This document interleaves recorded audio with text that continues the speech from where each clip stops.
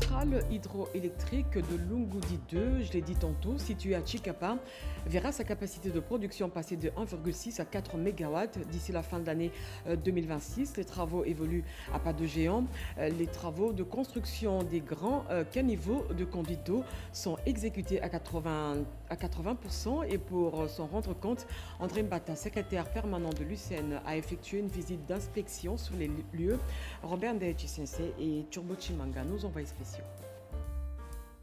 La ville de Chikapa est réellement en chantier grâce à divers projets d'infrastructures routières initiés par les gouverneurs de province. Crispin Mukendi, ces travaux visent non seulement à améliorer la connectivité de la province, mais aussi à stimuler le développement économique de cette province, longtemps laissée pour compte. Ce mardi 20 janvier 2026, le secrétaire permanent de l'Union sacrée de la Nation, le professeur André Mbata Soumangu et toute sa délégation ont visité les différents chantiers dans la ville de Chikapa. La centrale hydroélectrique de Lungoudi 2 est en pleine construction d'un grand canal destiné à augmenter la capacité de production d'énergie passant de 1,6 à 4 MW.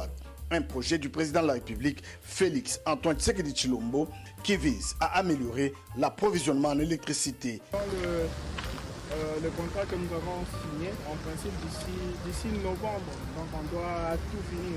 Avec comme objectif Chikapa zéro délestage. Satisfaction du gouverneur de province, Crispin Mukendi, après la visite. À ces jours, en ce qui concerne la construction du canal, on est à 90%. Donc je suis satisfait parce que la construction du deuxième barrage qu'on appelle Lungoudi, ça nous ramène de 1,5 à 6 MW. Donc une fois le barrage disponible, je peux rassurer le peuple kassaïen que le délestage, on peut oublier.